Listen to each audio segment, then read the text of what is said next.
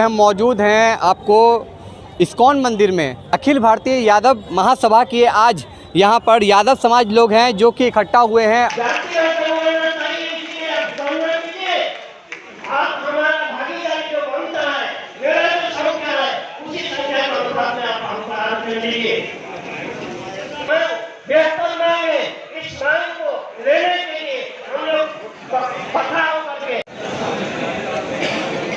राष्ट्रीय अध्यक्ष माननीय पूर्व विधायक विनोद कुमार यादव जी, पूर्व अध्यक्ष और राष्ट्रीय उपाध्यक्ष माननीय सूर्यलाल यादव जी, महासचिव माननीय केपी यादव जी, यहाँ उपस्थित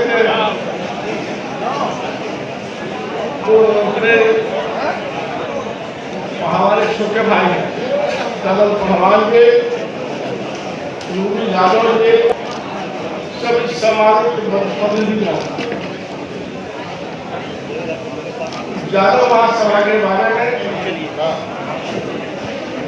ब्रिगेड साहब ने पत्नी और साल इसमें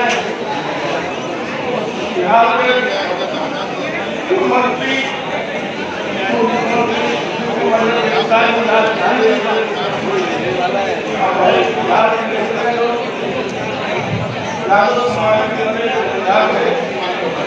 सब उसमें शामिल थे। 100 वर्ष में बहुत विकास हुआ और हम तो यादव महासभा से जुड़े हुए हैं। नहीं है उनके साथ में कर्तव्य यादव समाज में गया था, में गया था।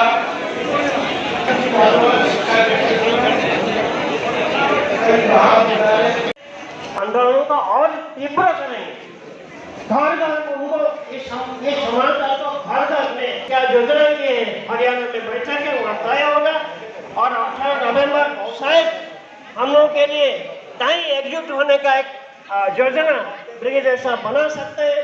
अगर बनाते हैं तो हम लोग सब एक एक करके उस महासमुद्र में जाके हम लोग पहुंचेंगे और वही रेजिमेंट को मांग को पाने के लिए जहां तक आंदोलन करना हो ब्रिगेडियर साहब नेतृत्व करेंगे। सर, आज का जो प्रोग्राम किए हैं इसके बारे में बताएं। अखिल भारतवर्षीय यादव महासभा का गठन 18 नवंबर 1924 को हुआ था और आज 100 वर्ष हो गया।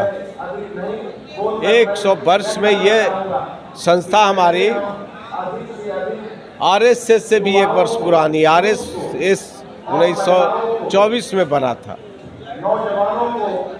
तो अखिल भारतवर्षीय यादव महासभा के कार्यों और उद्देश्यों के बारे में, और यह एक सोसाइटी एक्ट के तहत रजिस्टर्ड संस्था है। इस संस्था के द्वारा समाज के अंदर में जितने बुराइयां हैं और समाज के ऊपर में जो इस समाज के लोगों द्वारा किया गया राष्ट्र हित देश हित में जो योगदान है उसको अमली जामा पहनाने, और इस देश में लगभग 24 करोड़ यादवों की आबादी है। तो और शिक्षा के क्षेत्र में आज भी इस राज्य के अंदर में 20% राज्य के अंदर में 1911 के सेंसस को आपने देखा होगा कि 17.9 था। अब आज के वर्ष में 20% है। हमारे 20% में हमारे लड़के दो भी प्रतिशत नौकरियों में नहीं है, और शिक्षा का अर्थाभाव का इतना अभाव है। न्यायपालिका से और कार्यपालिका से भी इस काम के लोगों को नहीं होता। अब बिहार के जेलों में 60% यादव है। अकेले वकील लोग, व्यवहार न्यायालय के वकील लोग कहते हैं कि अगर यादव ना हो तो हम लोग भूखे मर जाएं। वकील लोग कहते हैं, वकील लोग का व्यवहार न्यायालय के लोगों का कहना है, क्योंकि अशिक्षा के कारण और इसकी जो हेरिडिटी है, जो जेनेटिक्स प्रॉब्लम है, क्योंकि यादव कम्युनिटी से पुराना इस देश में कोई जाति का इतिहास नहीं है, इसलिए बतलाते हैं। आज मैगजीन में आपने देखा होगा, हम लोगों ने उसमें एक सुजाता एक परिचय करके चैप्टर दिया है। चैप्टर देने के बाद मैंने ये साबित किया है कि जात की महिला सुजाता जो बोध गया में भगवान नहीं, जब सिद्धार्थ मरणासन रुग्णासन स्थिति में आ गए तो वो शरीर को त्याग रहे थे, जिन मुद्दों को बतलाना चाह रहे थे, जिस बीमारी, बुढ़ापा और मृत्यु के बारे में जो खोज के लिए निकले थे, लुम्नी से बाल बच्चा को छोड़ को नहीं मिला। यही सुजाता कि इसकी एक दो दासी थी, इतुमिता और पूर्णा। जब ये नदी के किनारे गई घूमते हुए उसकी दासी पूर्णा, तो देखी कि एक साधु बैठा हुआ है और जिस उसको मरणासन स्थिति में आ गया, चेतन से अचेतन अवस्था में पहुंच रहा है। नीचे में जो ब्रजासन के जिसको आसन का एक योग कहते ब्रजासन में बैठा था, भगवान बुद्ध की मूर्ति आप वहाँ देखते हो। तो इस सुजाता ने ही दौड़ के वो खीर बनाई, चूँकि यादव वाली का थी, और उसको कहा कि जब जिंदा रहोगे तभी तुमको ज्ञान की प्राप्ति होगी।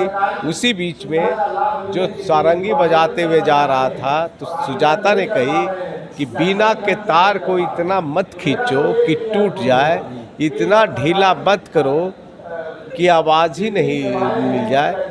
इसलिए इसको मिडिल पथ का मतलब बीच के रास्ता को बताए। इसलिए हिंदुस्तान का गणतंत्र का संविधान बुद्ध के बताए हुए, ये सुजाता के बताए उद्देश्यों से चलता है। इसलिए आप देखते होंगे कि मिडिल पथ का जो कंसेप्शन है यही।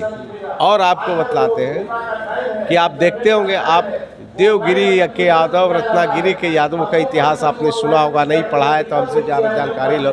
कुतुबुद्दीन खिजली का आप नाम सुना होगा। देवगिरी के यादवों ने उसी परिवार में, देवगिरी रत्नागिरी महाराष्ट्र और पुणे के कोना में है, और इतिहास गूगल पर भी देख लीजिए।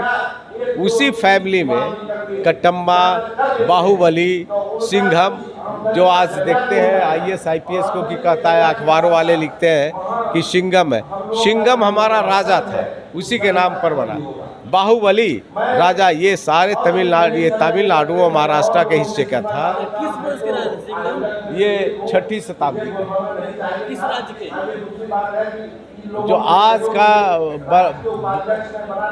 वो महाराष्ट्र में, आज का महाराष्ट्र में है ना।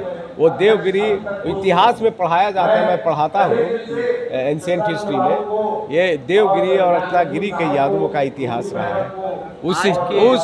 आज के उस देश हमारा ये है कि समाज को एकजुट करके, समाज में जो फैली बुराइयां हैं, दहेज प्रथा हो, श्राद्ध प्रथा हो, या सभी सिर्फ यादवों का ही नहीं, यादव थ्रू आउट लड़ते आया है समाज के कमज़ोर वर्गों के लिए। जो दलित और OBC के लोग हैं, माइनॉरिटी के लोग हैं, उसको साथ लेके इस देश में जो लड़ाई है सत्ता और अधिकार मान सम्मान के लिए, उसकी लड़ाई लड़ने का हमारा ये उद्देश्य है हम लोग का। और समाज के लोगों को कैसे शैक्षणिक रूप, आर्थिक रूप और सामाजिक रूप से ये करें, ताकि अगर 25 करोड़ लोगों को हम जागृत करते हैं तो निश्चित रूप से होगा। और ये गैर राजनीतिक संस्था है, ये किसी दल से संबंधित नहीं है, ये दल है। इसलिए आप देखते होंगे बड़े बड़े नेता आने से कटवाते रहे, ये गलत बात है।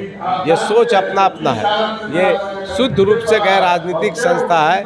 किसी के कहने और ना करने से हम लोग इस मीटिंग को रोक नहीं सकते। प्रोग्राम से कितने यादव समाज इसको जागरूक हो जाएंगे? निश्चित रूप से, क्योंकि हमारे बीच में बिहार के विश्वविद्यालयों के सभी विश्वविद्यालय को शिक्षक आए हैं, सभी डॉक्टर्स आए हैं, अधिवक्ता कर आए हैं, सामाजिक राजनीतिक कार्यकर्ता है।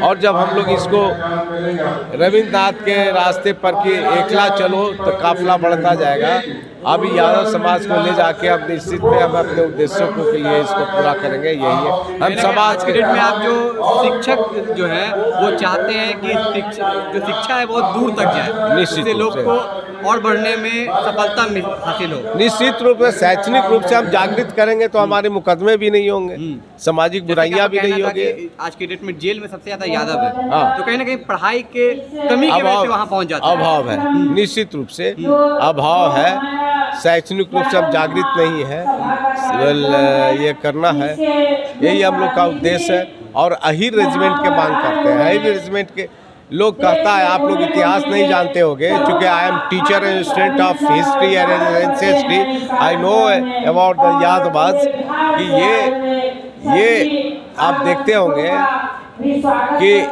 देश की आज़ादी के लिए चाहे 1945 हो, यादवों के ही टीम जाके लाहौर पर चढ़ाई करने का किया, 47 का हो, 62 में भी रेजांगला युद्ध है, फिर 65 का हो, और ये रेजांगला में 120 सैनिक गए थे जो चीन के बॉर्डर पर है।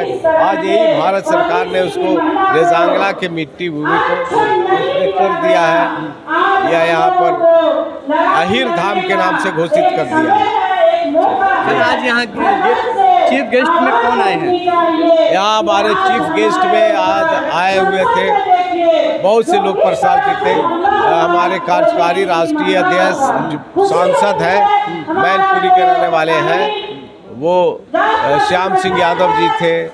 हमारे राष्ट्रीय नेता युवा का इंजीनियर प्रदीप बेहरा जी भी है। हमारे बीच में जस्टिस एसोसिएशन ऑफ इंडिया के अध्यक्ष आदरणीय जस्टिस राजेंद्र प्रसाद थे। अब आर्मी के ब्रिगेडियर रहे प्रदीप यदु जी हैं, उनकी पत्नी है। एक से एक पर्सनालिटी हमारे बीच में आए हुए हैं, और आप देखे होंगे किसी बिना नेता को लाए हुए हम लोगों ने इसको सक्सेस कर दिया। तो हम देख रहे हैं कि आपका मैं डॉक्टर विनोद कुमार यादवेंदु, पूर्व विधायक, अखिल भारतवर्षीय यादव महासभा के कार्यकारी अध्यक्ष, राष्ट्रीय कार्यकारिणी के सदस्य, और मैं मगध विश्वविद्यालय में प्राचीन भारतीय व्यवसायी अध्ययन विभाग में प्रोफेसर हूँ।